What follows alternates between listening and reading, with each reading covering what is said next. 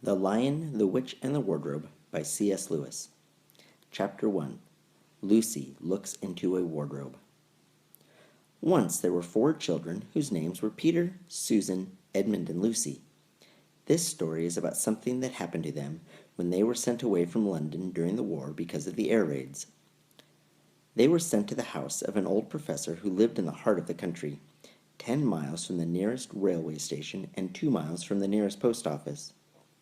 He had no wife, and he lived in a very large house with a housekeeper called Mrs. Macready and 3 servants.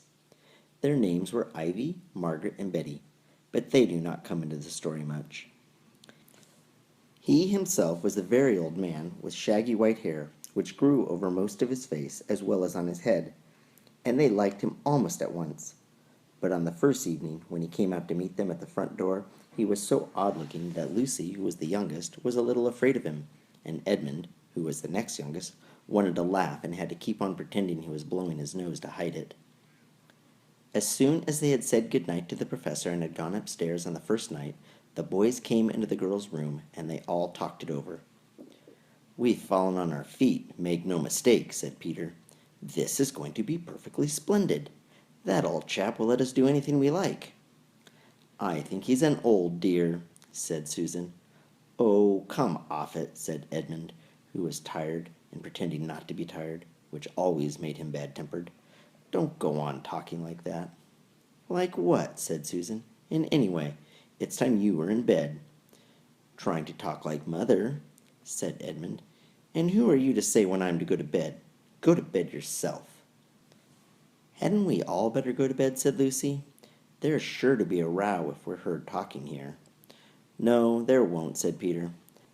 "I tell you this is the sort of house where no one's going to mind what we do. Anyway, they won't hear us. It's about 10 minutes' walk from here down to that dining room, and any amount of stairs and passages in between." "What's that noise?" said Lucy suddenly. It was a far larger house than she had ever been in before, and the thought of all those long passages and rows of doors leading into empty rooms was beginning to make her feel a little creepy.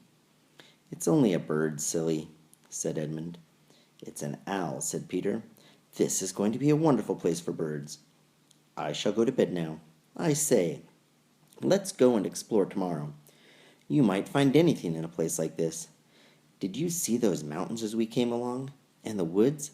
There might be eagles. There might be stags. There'll be hawks." "Badgers," said Lucy. "Snakes," said Edmund. "Foxes," said Susan. But when next morning came, there was a steady rain falling, so thick that when you looked out of the window you could see neither the mountains nor the woods, nor even the stream in the garden. "Of course it would be raining," said Edmund. They had just finished breakfast with the professor and were upstairs in the room he had set apart for them. A long, low room with 2 windows looking out in one direction and 2 in another. "Do stop grumbling, Ed," said Susan. 10 to 1 it'll clear up in an hour or so. And in the meantime, we're pretty well off. There's a wireless and lots of books." "Not for me," said Peter. "I'm going to explore in the house." Everyone agreed to this, and that was how the adventures began. It was the sort of house that you never seemed to come to the end of, and it was full of unexpected places. The first few doors they tried led only into spare bedrooms, as everyone had expected that they would. But soon they came to a very long room full of pictures, and there they found a suit of armor. And after that was a room all hung with green, with a harp in one corner, and then came 3 steps down and 5 steps up, and then a kind of little upstairs hall and a door that led out onto a balcony, and then a whole series of rooms that led into each other and were lined with books, most of them very old books, and some bigger than a Bible in a church. And shortly after that they looked into a room that was quite empty except for one big wardrobe, the sort that has a looking-glass in the door. There was nothing else in the room at all except a dead blue bottle on the window-sill.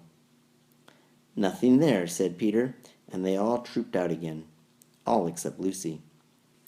She stayed behind because she thought it would be worth while trying the door of the wardrobe, even though she felt almost sure that it would be locked.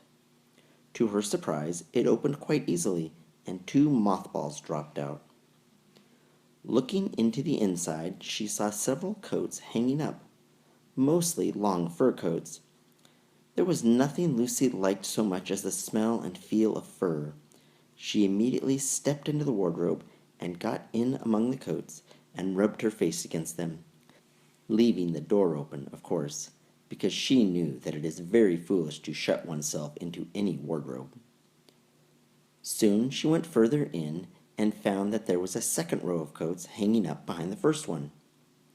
It was almost quite dark in there, and she kept her arms stretched out in front of her so as not to bump her face into the back of the wardrobe. She took a step further in, then 2 or 3 steps, always expecting to feel woodwork against the tips of her fingers, but she could not feel it. This must be a simply enormous wardrobe, thought Lucy, going still further in and pushing the soft folds of the coats aside to make room for her. Then she noticed that there was something crunching under her feet. I wonder, is that more mothballs? She thought, stooping down to feel it with her hands. But instead of feeling the hard, smooth wood of the floor of the wardrobe, she felt something soft and powdery and extremely cold. This is very queer, she said, and she went on a step or 2 further. Next moment she found that what was rubbing against her face and hands was no longer soft fur, but something hard and rough and even prickly.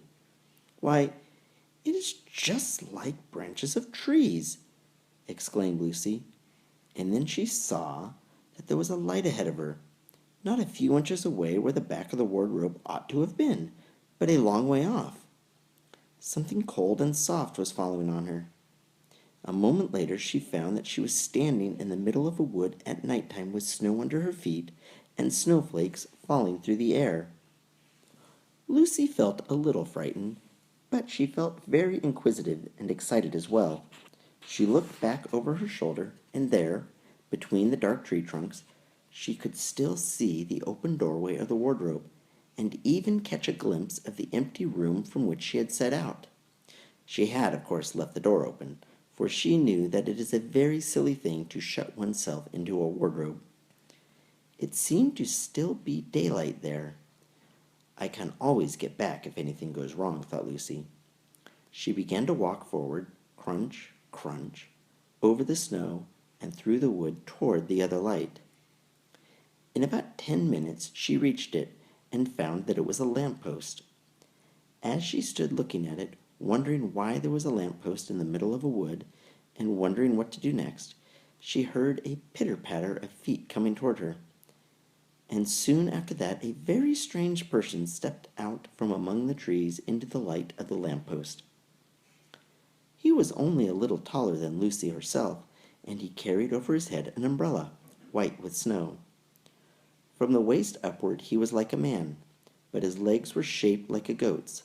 The hair on them was glossy black, and instead of feet he had goat hoofs. He also had a tail, but Lucy did not notice this at first because it was neatly caught up over the arm that held the umbrella so as to keep it from trailing in the snow. He had a red woolen muffler around his neck, and his skin was rather reddish too. He had a strange but pleasant little face with a short pointed beard and curly hair, and out of the hair there stuck 2 horns, one on each side of his forehead. One of his hands, as I have said, held the umbrella. In the other arm he carried several brown paper parcels.